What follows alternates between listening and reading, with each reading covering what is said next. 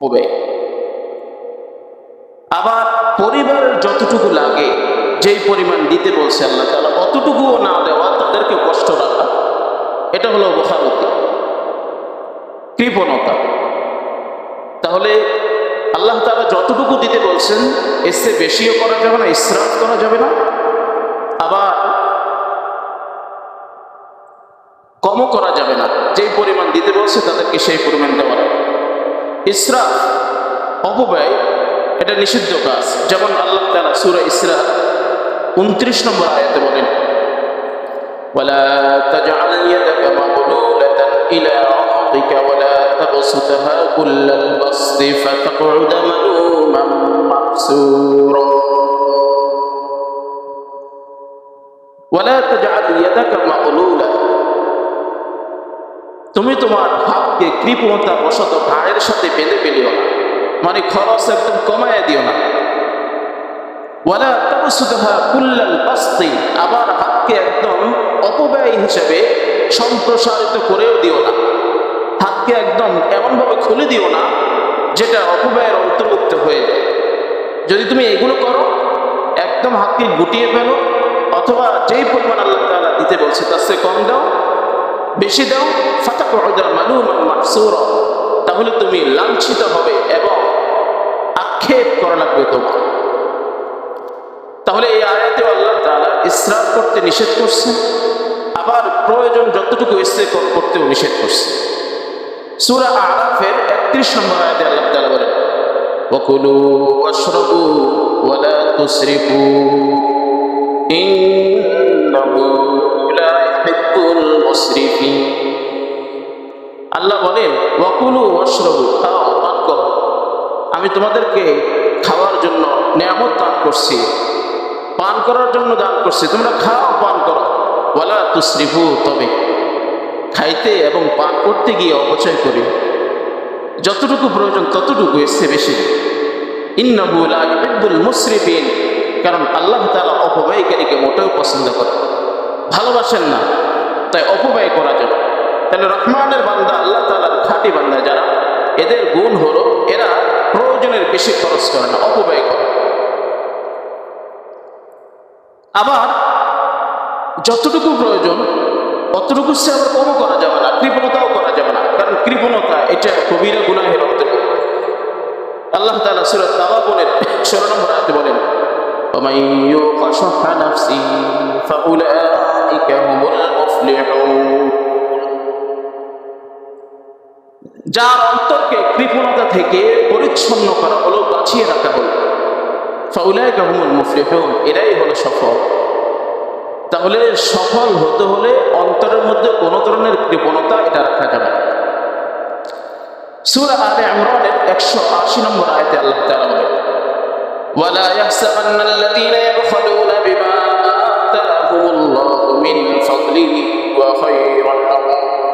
ওয়া খায়রুল লাহুম বাল হুয়া শাররুল লাহুম সায়াযুকুনা মা বাখিলু বিহি ইয়াওমাল কিয়ামাহ। আল্লাহ বলেন, ওয়ালা তাহসাবান্নাল্লাযীনা ইয়াবখালুন বিমা আতাহুমুল্লাহু মিন ফাদলিহি ওয়া খায়রুল লাহুম, যারা কৃপণতা করে এরা যাতে ধারণা না করে যে তারা যে আল্লাহ তাআলার দেওয়া মালকে যথাযথ কাজে খরচ না করে ধরে রাখছে, কৃপণতা করছে, ওয়া খায়রুল লাহুম, এটা তাদের জন্য কল্যাণ, এটা যাতে তারা কোনো মোটেও না মনে করে।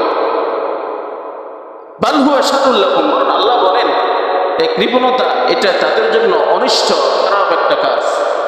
সায়াতাওয়াকুনা মা বাখিলু বিহি ইয়াওমাল কিয়ামাহ, যে মাল তারা জমা করে রাখছে, কৃপণতা করছে, যথাযথ কাজে ব্যয় করে নাই, যেভাবে ব্যয় দরকার ছিল সেভাবে করে নাই, কিয়ামতের দিন এই মালগুলোকে তাদের গলায় বেড়ি হিসেবে পরিধান করিয়ে দেওয়া। তা আমরা রহমানের বান্দার পরিচয়, আল্লাহ তাআলার খাঁটি বান্দার পরিচয় আয়াতের মাধ্যমে পাইলাম যে এরা কৃপণতাও করে না, আবার ইসরাফও করে না, অপব্যয়ও করে, যেখানে যতটুকু প্রয়োজন সেখানে ততটুকু তারা ব্যয় করে। হাদিসের মধ্যে রাসূলুল্লাহ সাল্লাল্লাহু আলাইহি ওয়াসাল্লাম কৃপণতা করতে নিষেধ করছে। যেমন ইবনে মাজাহ 3110 নম্বর হাদিস। এই হাদিস হযরত আবু হুরায়রা রাদিয়াল্লাহু তাআলা আনহু থেকে বর্ণিত। তিনি বলেন, قال رسول الله صلى الله عليه وسلم لا يجتمع شح وإيمان في قلب رجل مسلم। রাসূলুল্লাহ সাল্লাল্লাহু আলাইহি ওয়াসাল্লাম বলেন, কোন মুসলমান ব্যক্তির অন্তরে ঈমান আর কৃপণতা একসাথে জমা হতে পারে। ঈমান আর কৃপণতা কোন মুমিন ব্যক্তির অন্তরে একসাথে জমা হতে পারে। তাহলে কৃপণতা ঈমানের প্রতিবন্ধক, এটা বুঝাইতে চাচ্ছে। এজন্য কৃপণতা করা যাবে না। সহিহ মুসলিম 6470 নম্বর হাদিস। এই হাদিসের মধ্যে রাসূলুল্লাহ সাল্লাল্লাহু আলাইহি ওয়াসাল্লাম আরো কঠোর ভাষায় বলেন, قال رسول الله صلى الله عليه وسلم اتقوا الظلم فإن الظلم ظلمات يوم القيامة। রাসূলুল্লাহ সাল্লাল্লাহু আলাইহি ওয়াসাল্লাম বলেন, তোমরা জুলুম করা থেকে নিজেকে বাঁচিয়ে রাখো, অন্যের উপরে জুলুম করো না। فإن الظلم ظلمات يوم القيامة, কারণ এই জুলুমটা কিয়ামতের দিন ভীষণ অন্ধকার হয়ে তোমার সামনে চলে আসবে। অন্যের উপরে জুলুম করা যাবে না কোনোভাবে। সামান্য একটা আমরা জুলুম করার কোনো সুযোগ নেই। কিয়ামতের দিন এই জুলুম অন্ধকার হয়ে সামনে আসে। এরপর রাসূল বলেন, ওয়াত্তাকুশ শুহা ফাইন্নাশ শুহা আহলাকা মান কানা ক্বাবলাকুম, তোমরা কৃপণতা থেকে নিজেকে বাঁচিয়ে রাখো, কারণ কৃপণতা তোমাদের পূর্বে যত কম সম্প্রদায় ছিল এদেরকে ধ্বংস করে দিয়েছে। পূর্বের জাতিরা ধ্বংস হওয়ার যতগুলো কারণ ছিল তার মধ্যে একটা এটাও যে তারা কৃপণতা করত। তাদের মধ্যে কৃপণতার দোষ ছিল। রাসূল বলেন, আমারাহুম আলা সাফাকু দিমাআহুম ওয়াস্তাহাল্লু মাহারিমাহুম, এই কৃপণতা তাদেরকে খুন খারাপি রক্তপাতের মতো কাজ করতে উদ্বুদ্ধ করছে এবং তারা আল্লাহ তাআলার হারাম নিষিদ্ধ জিনিসকে হালাল মনে করছে এই কৃপণতার কারণে। এই জন্য কৃপণতা যাতে আমাদের মাঝে কোনোভাবে না আসে, আল্লাহ তাআলা আমাদেরকে ইসরাফ, অপব্যয় এবং কৃপণতা এই দুইটা থেকে হেফাজত করুন। সকলেই বলি আমিন।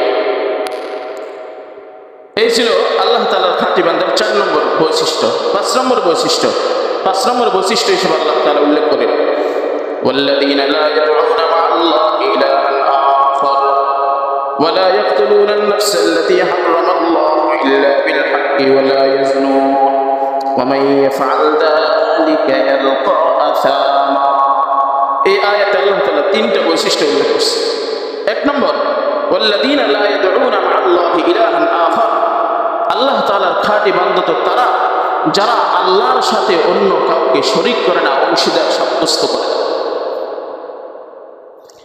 আল্লাহর সাথে শরীক করা এটা জঘন্যতম গুনাহ এবং সবচেয়ে বড় মারাত্মক গুনাহ। শরীক করা আল্লাহ তাআলার সত্তার সাথে হতে পারে, আল্লাহ তাআলার কোনো সিফাতের মধ্যে শরীক করা হতে পারে, অথবা আল্লাহ তাআলার ইবাদতের মধ্যে কাউকে শরীক করা হতে পারে। কোনো প্রকার শরীক আল্লাহ তাআলার সাথে সাব্যস্ত করা যাবে না। শিরকের গুনাহ মারাত্মক গুনাহ। আল্লাহ তাআলা সব গুনাহ মাফ করেন, কিন্তু শিরক এমন একটা গুনাহ, এই গুনাহ আল্লাহ তাআলা মাফ করেন না যতক্ষণ পর্যন্ত শিরক থেকে বান্দা নিজেকে না পৃথক করে। শিরকের মতো আকীদা বা এগুলো যতক্ষণ পর্যন্ত বান্দা না ছাড়ে, আল্লাহ তাআলা বান্দাকে ততক্ষণ পর্যন্ত ক্ষমা করেন। সূরা নিসার 48 নম্বর আয়াতে আল্লাহ তাআলা বলেন, ইন্নাল্লাহা লা ইয়াগফিরু আন ইউশরাকা বিহি ওয়া ইয়াগফিরু মা দুনা যালিকা লিমান ইয়াশা। আল্লাহ তাআলা শিরক ছাড়া আর যত গুনাহ আছে সব গুনাহ আল্লাহ তাআলা মাফ করে দেন। বান্দা যদি আল্লাহর কাছে খালি তওবা করে, শিরক ব্যতীত আল্লাহ তাআলা সব গুনাহ মাফ করে দেন। এই জন্য শিরক করা যাবে। আপনারা জানেন সহিহ হাদিসের মধ্যে আছে, বনি ইসরায়েলের এক ব্যক্তির ঘটনা। 99 জন ব্যক্তিকে খুন করছে। সহিহ মুসলিমের মধ্যে রিওয়ায়াত আছে, বুখারীর মধ্যে রিওয়ায়াত আছে। তারপরে একজনের কাছে গেছে যে আমার জন্য কি তওবার কোনো দরজা আছে? বলছে না, তোমার জন্য তওবার কোনো দরজা নেই। তাকেও খুন করছে। 100 জন পূর্ণ করছে, কিন্তু অন্তরে মানতেছে না। ভালো হয়ে যাওয়া তাড়না অন্তরের মধ্যে সবসময় চলতেই ছিল। এরপরে আরেকজনের কাছে গেছে, আমি যে 100 জনকে হত্যা করলাম, আমার জন্য ক্ষমার কোনো রাস্তা আছে? তিনি বললেন, অবশ্যই। আল্লাহ তাআলার কাছে খাঁটি দিলে তওবা করো, আল্লাহ তাআলা মাফ করে দিবে। তওবা করছে, আল্লাহ তাআলা মাফ করে দিয়েছে। ঘটনা অনেক লম্বা, সেদিকে আর গেলাম না। তাহলে আল্লাহ তাআলা এত বড় জঘন্য গুনাহ মাফ করে দেয়, কিন্তু শিরক এটা আল্লাহ তাআলা মাফ করেন না। এজন্য শিরিক আমাদের মাঝে যাতে না থাকে খুব সতর্ক থাকতে হবে। যারা শিরিক করবে এদেরকে তো আল্লাহ তাআলা মাফ করবেন না, এদের ঠিকানা জাহান্নাম, একদম স্থায়ীভাবে জাহান্নামে আল্লাহ তাআলা এদেরকে দেবেন। অন্যান্য গুনাহগারদেরকে গুনাহের শাস্তি দিয়ে আল্লাহ তাআলা জাহান্নাম থেকে বের করে আনবে। কিন্তু শিরিক যারা শিরিক অবস্থায় মৃত্যুবরণ করবে, শিরিক করা অবস্থায়, এরা কোনোদিন জাহান্নাম থেকে মুক্তি পাবে না। সূরা মায়েদা 72 নম্বর আয়াতে আল্লাহ তাআলা বলেন, ইন্নাহু মান ইউশরিক বিল্লাহি ফাকাদ হারামাল্লাহু আলাইহিল জান্নাহ। ইন্নাহু মান ইউশরিক বিল্লাহ, যারা আল্লাহ তাআলার সাথে শরীক করে, ফাকাদ হারামাল্লাহু আলাইহিল জান্নাহ, আল্লাহ তাআলা জান্নাতকে তার জন্য সম্পূর্ণ হারাম করে দেন। ওয়া মাওয়াহুন নার, তার ঠিকানা সব সময়ের জন্য জাহান্নাম। এই জন্য শিরিক করার কোনো সুযোগ নাই। হাদিসের মধ্যে অনেক অনেক হাদিস আছে, রাসূলুল্লাহ সাল্লাল্লাহু আলাইহি সাল্লাম শিরিক করা থেকে বান্দা উম্মতদেরকে সতর্ক করে গেছে। দুই একটা হাদিস বলি, যেমন সহিহ মুসলিম 117 নম্বর হাদিস, এক সাহাবী এসে বলতেছে, ইয়া রাসূলুল্লাহ মাল মুজিবাতান, কোন দুইটা কাজ যেটা আবশ্যক করে, আবশ্যককারী কাজ দুটি কি?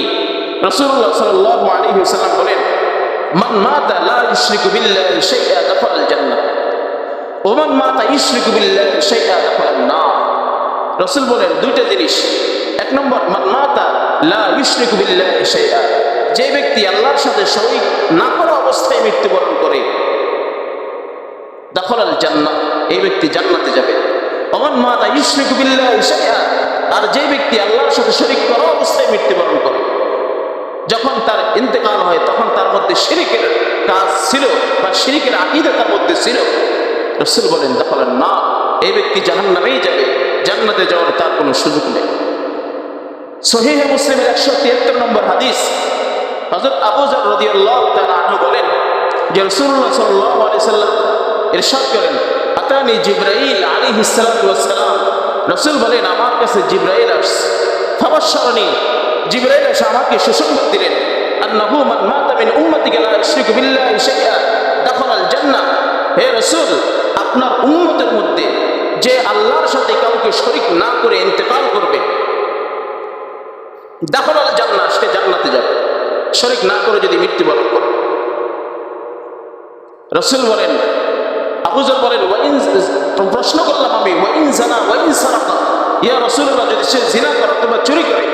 রাসূল বলেন, ওয়াইন জানা ওয়াইন সারাকা, যদি সে জিনাও করে, যদি সে চুরিও করে, তাহলেও যদি তার মধ্যে শিরকের গুনাহ না থাকে তাহলে সে জান্নাতে যাবে। এই কথার তার উদ্দেশ্য হলো, জিনা এবং শিরকের মতো গুনাহ যদি থেকে থাকে এর শাস্তি পেয়ে একদিন না একদিন সে জান্নাতে যাবে, কিন্তু যদি শিরকের মতো গুনাহ তার মধ্যে থাকে কোনোদিন জান্নাতে যাওয়ার কোনো সুযোগ নেই। সহিহ মুসলিমের ৮৬ নম্বর হাদিস, হযরত ইবনে মাসউদ থেকে বর্ণিত, হযরত ইবনে মাসউদ রাদিয়াল্লাহু তাআলা আনহু বলেন যে রাসূলুল্লাহ সাল্লাল্লাহু আলাইহি সাল্লামকে জিজ্ঞেস করা হলো, আইয়ুদ দামবি আকবার ইয়া রাসূলুল্লাহ, আইয়ুদ দামবি আকবার, সবচেয়ে বড় গুনাহ কি? রাসূলুল্লাহ সাল্লাল্লাহু আলাইহি সাল্লাম জিজ্ঞেস করলেন। রাসূল সাল্লাল্লাহু আলাইহি সাল্লাম জবাব দিলেন, আন তাদউ লিল্লাহি নিদ্দা ওয়া হুয়া খালাকাকা, সবচেয়ে বড় গুনাহ হলো আন তাদউ লিল্লাহি নিদ্দা, তুমি আল্লাহর সাথে অন্য কাউকে শরীক করো, ওয়া হুয়া খালাকাকা, অথচ তিনি তোমার স্রষ্টা, তারপরেও তুমি তার সাথে অন্যকে শরীক করছো, এটা হলো সবচেয়ে বড় গুনাহ। এই জন্য শিরিকের গুনাহ, শিরিক আল্লাহ তাআলার জাতের সাথে শিরিক করা, আল্লাহ তাআলার সিফাতের সাথে শিরিক করা, আল্লাহ তাআলার ইবাদতের মধ্যে কাউকে শিরিক করা, এই কাজগুলো মোটেও করা যাবে না। যেহেতু আল্লাহ তাআলার জাতের সাথেও শিরিক করা যায় না, সিফাতের সাথেও শিরিক করা যায় না, ইবাদতের মধ্যেও শিরিক করা যায় না, সুতরাং কাউকে এই কথা মনে করা যাবে না অমুকে বিপদ থেকে উদ্ধার করতে পারে, কাউকে এই কথা মনে করা যাবে না অমুকের কাছে গেলে আমার এই অন্তরের এই চাহিদা পূরণ হবে, কোনো পীরকে এই কথা ভাবা যাবে না যে তার কাছে গেলে আমার দুনিয়াবি মালি তিজারত ব্যবসার মধ্যে বরকত লাভ হবে, অথবা কোনো পীরকে সেজদা করা যাবে, এই ধরনের কোনো আকীদা, কোনো বিশ্বাস কোনোভাবেই অন্তরে লালন পালন করা যাবে। আল্লাহ তাআলা আমাদেরকে যাবতীয় শিরক থেকে বেঁচে থাকার তৌফিক দান। তাহলে রহমানের বান্দা, আল্লাহ তাআলার খাঁটি বান্দা ৫ নম্বর বৈশিষ্ট্য ছিল যে এরা আল্লাহর সাথে কাউকে শরীক করে। ৬ নম্বর বৈশিষ্ট্য, ওয়ালা ইয়াকতুলুনান নাফসাল্লাতী হারামাল্লাহু ইল্লা বিল হক। ৬ নম্বর রহমানের বান্দার পরিচয় হলো, আল্লাহ তাআলার খাঁটি বান্দার ৬ নম্বর পরিচয় হলো যে এরা অন্যায়ভাবে কাউকে হত্যা করে না। ওয়ালা ইয়াকতুলুনা আন-নাফসা আল্লাতী হারামাল্লাহ ইল্লা বিল হক, অন্যায়ভাবে কাউকে হত্যা করে না। আসলে এই আয়াতের মধ্যে আল্লাহ তাআলা মূলত মানুষের হক নিয়ে আলোচনা করতেছে, বান্দার হক নিয়ে আলোচনা করতেছেন, যে বান্দার হকের মধ্যে সবচেয়ে বড় হক হলো তার জীবনের হক। আজকালকে তো আমরা রাজনৈতিক এর কারণে কোন সামান্য বিষয় নিয়ে হলো একজনকে হত্যা করে বলি, মানুষ হত্যা করা একদম সহজ কাজ হয়ে গেছে। আল্লাহ তাআলা আমাদেরকে হেফাজত করবে, এই হত্যা করার কাজ এটা করা যাবে না। বান্দার হক, যে কোনো হক, বড় হক হলো তার জীবনের হক, তার জীবন কাউকে হত্যা করা যাবে না, এটা হলো সবচেয়ে বড় হক। এছাড়া বান্দার আরো যত হক আছে, কোনোভাবে কোনো হক বান্দার নষ্ট করা যাবে।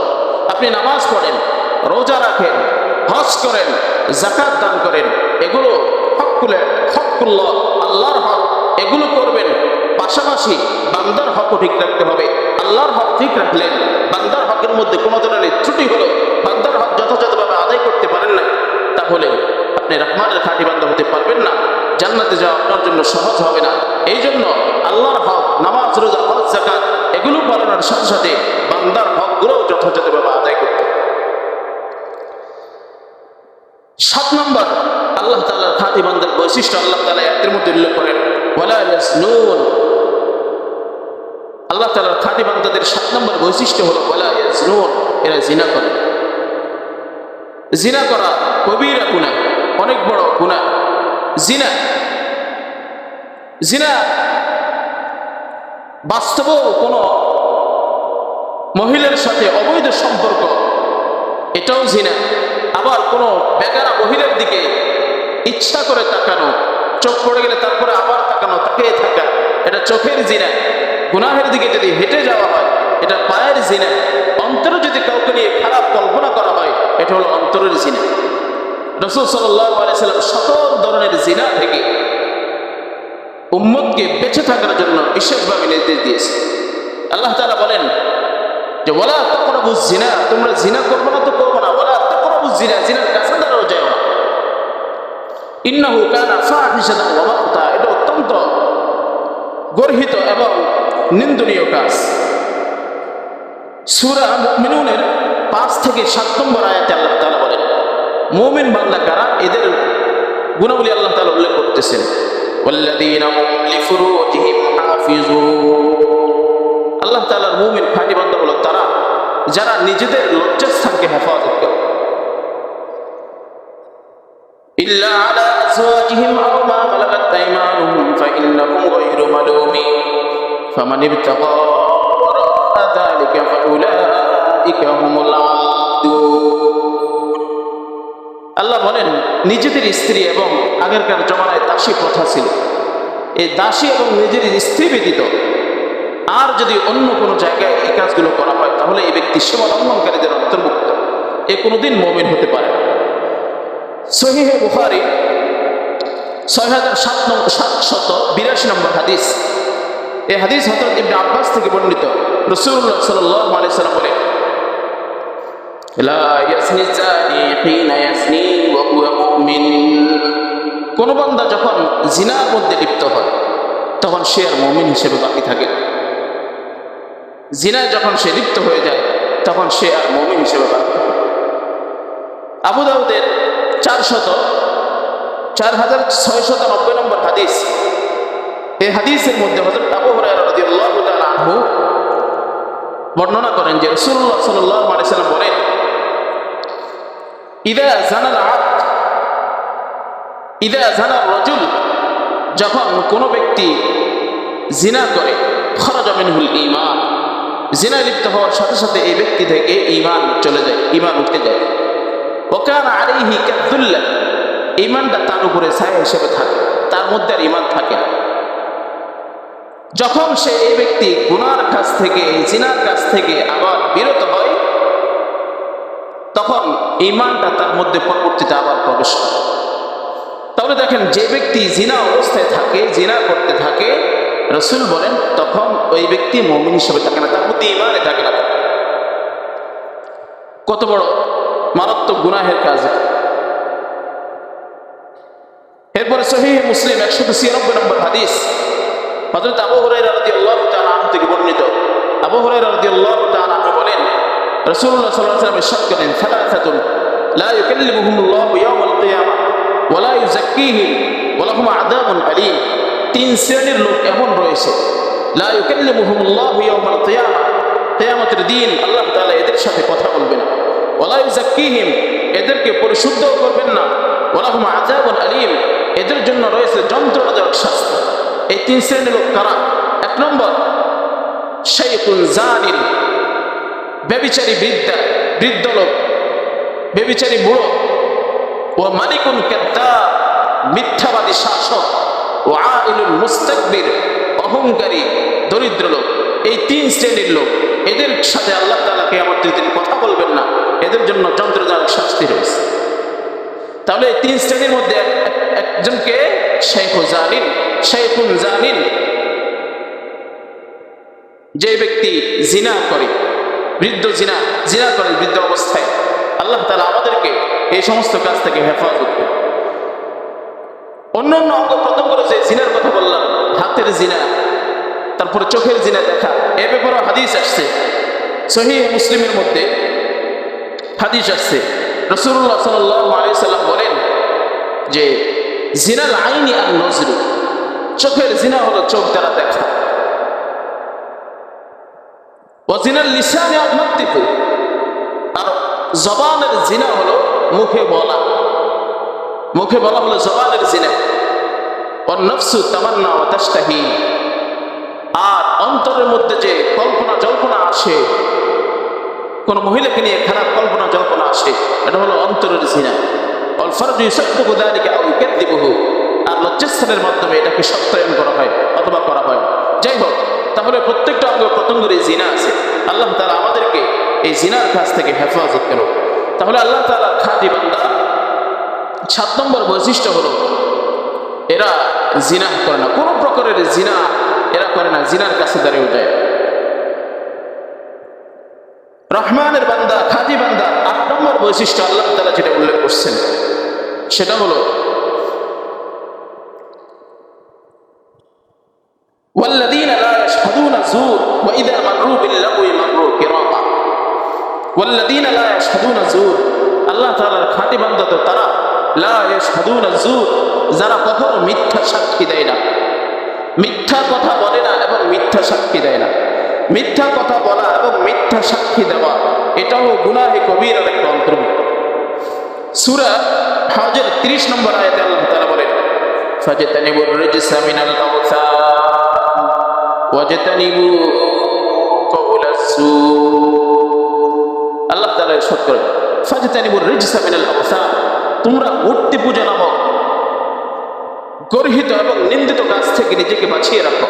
ওয়াজতানিবু কাওলাস যুর, এবং মিথ্যা কথা, মিথ্যা সাক্ষী থেকে তোমরা নিজেদেরকে বাঁচিয়ে রাখো। তাহলে এই আয়াতের মধ্যে আল্লাহ তাআলা মিথ্যা সাক্ষী দেওয়া থেকে বাঁচিয়ে থাকার জন্য, নিজেকে বিরত রাখার জন্য বলছেন। সহিহ বুখারী 5976 নম্বর হাদিস, এই হাদিসের মধ্যে রাসূলুল্লাহ সাল্লাল্লাহু আলাইহি সাল্লাম বলেন, আলা উনাব্বিউকুম বিআকবারিল কাবায়ের, আমি কি তোমাদেরকে সবচেয়ে বড় কবিরা গুনাহ কি এই ব্যাপারে বলবো না? কুলনা বালা ইয়া রাসূলুল্লাহ, তখন সাহাবায়ে কেরাম বললেন, ইয়া রাসূলুল্লাহ, হ্যাঁ, আপনি আমাদেরকে সবচেয়ে বড় কবিরা গুনাহ কি এই ব্যাপারে বলুন। তখন রাসূলুল্লাহ সাল্লাল্লাহু আলাইহি সাল্লাম বললেন, সবচেয়ে বড় কবিরা গুনাহ হলো আল ইশরাকু বিল্লাহ। 1 নম্বর, আল্লাহ তাআলার সাথে অন্য কাউকে শরীক করা। 2 নম্বর, ওয়া উকুকুল ওয়ালিদাইন, এবং পিতামাতার অবাধ্য হওয়া, পিতামাতার নাফরমানি করা, তাদেরকে কষ্ট দেওয়া, তাদের কথা না শোনা, এটাও সবচেয়ে বড় গুনাহের একটা অন্তর্ভুক্ত, কবিরা গুনাহ। রাসূল সাল্লাল্লাহু আলাইহি ওয়াসাল্লাম এই দুইটা যখন বলছিলেন তখন রাসূল হেলান দিয়েছিলেন। হাদিসের মধ্যে আছে ওয়াকানা মুত্তাকিআন, রাসূল সাল্লাল্লাহু আলাইহি ওয়াসাল্লাম তখন হেলান দেওয়া অবস্থায় ছিলেন। ফাজালাসা, তারপরে তিনি সোজা হয়ে বসলেন, বসে বললেন, আলা ওয়া কাউলুজ যুর ওয়া শাহাদাতুজ যুর, আলা ওয়া কাউলুজ যুর ওয়া শাহাদাতুজ যুর। শুনো সাহাবায়ে কেরাম, আরেকটি বড় কবিরা গুনাহ আছে, সেটা হলো মিথ্যা কথা বলা এবং মিথ্যা সাক্ষী দেওয়া। রাসূল সাল্লাল্লাহু আলাইহি ওয়াসাল্লাম এটা বলতেছিলেন, বর্ণনাকারী বলেন যে থামতেছিলেন না, রাসূল বারবার বলতেছিলেন, আলা ওয়া কাউলুজ যুর ওয়া শাহাদাতুজ যুর, বলতেছিলেন। এক পর্যায়ে আমি মনে করছি যে রাসূল কি থামবে না, বলতেছিলেন বারবার। তাহলে মিথ্যা কথা বলা, মিথ্যা সাক্ষী দেওয়া এটা অনেক বড় গুনাহ, অনেক বড় কবিরা গুনাহ। মিথ্যা কথা বলাকে তো আমরা একদম স্বাভাবিক বিষয় নিয়ে নিছি। এটা যে গুনাহ হয় এটা ভুলে হয়ে গেছি আমরা। মিথ্যা কথা বলা যে একটা গুনাহ, কবিরা গুনাহ, মারাত্মক গুনাহ, এটা আমরা গুনাহই মনে করি না, এটা স্বাভাবিক মনে করি। কথায় কথায় মিথ্যা কথা, মিথ্যা সাক্ষী। অথচ কত বড় ধমকি আসছে যে সবচেয়ে বড় 3টা কবিরা গুনাহের কথা রাসূল উল্লেখ করছেন। তার মধ্যে একটা কথা হলো, একটা কাজ হলো মিথ্যা কথা বলা এবং মিথ্যা সাক্ষী দেওয়া। তো এই আয়াতের মধ্যে আল্লাহ তাআলা খাঁটি বান্দার বৈশিষ্ট্য উল্লেখ করছেন যে ওয়াল্লাযীনা লা ইয়াশহাদুনা যুর, যারা মিথ্যা সাক্ষী দেয় না। আরেকটা বিষয়, ওয়াইদা মাররু বিল্লাগwi মাররু কিরামা, যখন এরা কোনো অনর্থক কাজের আশপাশ দিয়ে যায়, অনর্থক কাজ দিয়ে অতিক্রম করে, তখন তারা অনর্থক কাজে নিজেকে জড়ায় না, অনর্থক কাজ থেকে নিজেকে বাঁচিয়ে রাখে। তিরমিজির হাদিসে আসছে রাসূলুল্লাহ সাল্লাল্লাহু আলাইহি সাল্লাম বলেন, মিন হুসনি ইসলামিল মার তারকুহু মা লা ইয়ানি, একজন মুমিন বান্দার ইসলামের সৌন্দর্য হলো অনর্থক কাজ থেকে বেঁচে থাকা। একজন মুমিন বান্দার ইসলামের সৌন্দর্য হলো অনর্থক কাজ থেকে বেঁচে থাকা। অনর্থক কাজে একজন মুমিন কখনো নিজেকে জড়াইতে পারে না। দুনিয়ার মধ্যে, দুনিয়ার সামান্য সময় হায়াত, এই হায়াত তো আল্লাহ তাআলা দান করছে ইবাদত করে তার সন্তুষ্টি অর্জন করার জন্য। ফাহিশা, গুনাহের কাজ, অনর্থক কাজ করার সুযোগটা কোথায়? আমাদের হায়াত কতটুকু, কার কখন এসে যায় কেউ তো বলতে পারে না। এই জন্য আমরা কখনো অনর্থক কাজ, গুনাহের কাজ, পাপাচার ইত্যাদি এর কাছেও করা যাবে না। আল্লাহ তাআলা আমাদেরকে অনর্থক কাজ থেকে বেঁচে থাকার মতো তৌফিক দান করুন। 9 নম্বর, আল্লাহ তাআলার খাঁটি বান্দা যারা, তাদের ব্যাপারে আল্লাহ তাআলা 9 নম্বর যে বৈশিষ্ট্য উল্লেখ করছেন সেটা হলো ওয়াল্লাযীনা ইযা যুকিরু বিআয়াতি রাব্বিহিম লাম ইয়াখিরু আলাইহা সুম্মান ওয়া উমিয়া।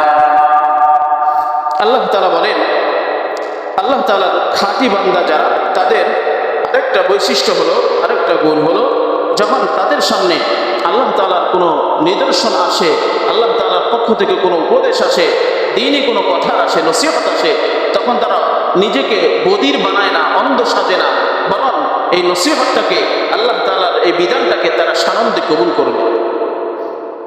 আল্লাহ তাআলার হুকুম আহকাম আসলে এটাকে কবুল করে নেয়। হুকুমের সামনে নিজেকে অন্ধ সাজায় না, বদির সাজায় না, অর্থাৎ শুনে মানে না এমন না, বরং যখনই কোনো দ্বীনের কথা শুনে, কোনো কুরআনুল কারীমের আয়াত, কোনো নিদর্শন তাদের সামনে আসে, তখন তারা এগুলোকে গ্রহণ করে, এগুলোতে শিক্ষা নেয়। সূরা আনফালের 2 নম্বর আয়াতে আল্লাহ তাআলা বলেন, ইন্নামাল মুমিনুনা আল্লাযীনা ইযা যুকিরাল্লাহু ওয়াজিলাত কুলুবুহুম ওয়া ইযা তুলিয়াত আলাইহিম আয়াতুহু যাদাতহুম ঈমানান ওয়া আলা রাব্বিহিম ইয়াতাওয়াক্কালুন। প্রকৃত মুমিন হলো তারা, ইযা যুকিরাল্লাহ, যখন তাদের সামনে আল্লাহ তাআলার কথা স্মরণ করা হয়, আল্লাহ তাআলার আলোচনা করা হয়, ওয়াজিলাত কুলুবুহুম, তখন তাদের অন্তরের মধ্যে একটা ভয় সৃষ্টি হয়ে যায়। ওয়া ইযা তুলিয়াত আলাইহিম আয়াতুহু যাদাতহুম ঈমানা, যখন আল্লাহ তাআলার কোনো আয়াত তাদের সামনে তেলাওয়াত করা হয়, তখন প্রকৃত মুমিন হলো সে যে এই আয়াতকে তেলাওয়াত করার সাথে সাথে তার ঈমান বৃদ্ধি পায়, আয়াতের উপদেশকে গ্রহণ করে ঈমান বেড়ে যায়। এই হলো প্রকৃত মুমিন। সূরা তাওবার 124 নম্বর আয়াতে আল্লাহ তাআলা বলেন, ওয়াইদা মা উনজিলাত সূরাতুন ফামিনহুম মান ইয়াকুলু আইয়ুকুম যাদাতহু হাযিহি ঈমানা ফাআম্মাল্লাযীনা আমানু ফাযাদাতহুম ঈমানা। এই আয়াতের মধ্যে আল্লাহ তাআলা মুনাফিক এবং মুমিনের 2 শ্রেণীর অবস্থা বর্ণনা করতেছে। আল্লাহ বলেন, মুনাফিকের অবস্থা হলো, যখন তাদের সামনে আল্লাহ তাআলা কোনো আয়াতকে তেলাওয়াত করা হয়, তখন তারা বলে, এটা আমাদের কি বৃদ্ধি করবে, এতে আমাদের কি আসে যায়, এভাবে তারা আয়াতের সাথে ঠাট্টা করে সরে যায়। এরপর আল্লাহ তাআলা মুমিনের কথা উল্লেখ করছেন। আর মুমিন হলো তারা, যখন তাদের সামনে আয়াতকে তেলাওয়াত করা হয়, তখন তারা আয়াতের উপদেশকে গ্রহণ করে, তাদের ঈমান আস্তে আস্তে বেড়ে যায়। তাহলে কুরআনুল কারীমের আয়াত বা আল্লাহ তাআলার হুকুম আহকাম না মানা, এটা মুনাফিকের পরিচয়। আর আল্লাহ তাআলার বিধিবিধান মানা, আল্লাহ তাআলার আয়াত শুনলে ঈমান বৃদ্ধি পাওয়া, এটা মুমিনের পরিচয়। আল্লাহ তাআলা আমাদেরকে খাঁটি মুমিন হিসেবে কবুল করুন। 10 নম্বর বৈশিষ্ট্য আল্লাহ তাআলা উল্লেখ করেন, ওয়াল্লাযীনা ইয়াকুলুনা রাব্বানা হাব লানা মিন আজওয়াজিনা ওয়া যুররিয়াতিনা কুররাতা আ'য়ুন ওয়াজআলনা লিল মুত্তাকিনা ইমামা। ওয়াল্লাযীনা ইয়াকুলুনা, মুমিন তো হলো তারা যারা বলে, রব্বানা, হে আমাদের রব, হাব লানা মিন আজওয়াজিনা ওয়া যুররিয়াতিনা কুররাতা আ'য়ুন, আমাদের স্ত্রী এবং সন্তানদের মধ্য থেকে আমাদের শক্তি শীতলকারী দান করেন, অর্থাৎ স্ত্রী দান করবেন সে যাতে দিনদার হয়, সন্তান দান করবেন সে যাতে দিনদার হয়। এই জন্য আল্লাহ তাআলার কাছে দোয়া। এই আয়াতের মধ্যে যে বিষয়টা আসলে লক্ষণীয় বা যে বিষয়ের দিকে ইশারা করা হচ্ছে সেটা হলো, নিজে তো দ্বীনের উপরে চলবই, নিজের পরিবার পরিজনকেও দ্বীনের উপরে পরিচালিত করতে হবে, এটা আমার দায়িত্ব। শুধু নিজে ঈমানের উপরে থাকলাম, নিজে নামাজ পড়লাম, ইবাদত করলাম, কিন্তু পরিবারকে সেভাবে চালাইলাম না। আমি নামাজ পড়ি, আমার স্ত্রী বেপরদায় চলে, পর্দাও ফরজ বিধান, বেপরদায় চলে। আমি নামাজ পড়ি, আমার সন্তান নামাজ পড়ে না, খারাপ কাজ করে, তাহলে আমার এই নামাজের কোনো মূল্য নাই। তাদেরকে যে সংশোধন করতে হবে, আমি যেমন নিজে ঠিক, আমার পরিবারকেও আমাকে সংশোধন করতে হবে, আমার সন্তানকে আমার সংশোধন করতে হবে, তাহলে আমি প্রকৃত মুমিন হব। আজকালকে তো আমরা সন্তানদেরকে সুশিক্ষায় শিক্ষা দিচ্ছি না, দ্বীনি ইলম শিক্ষা দিচ্ছি না।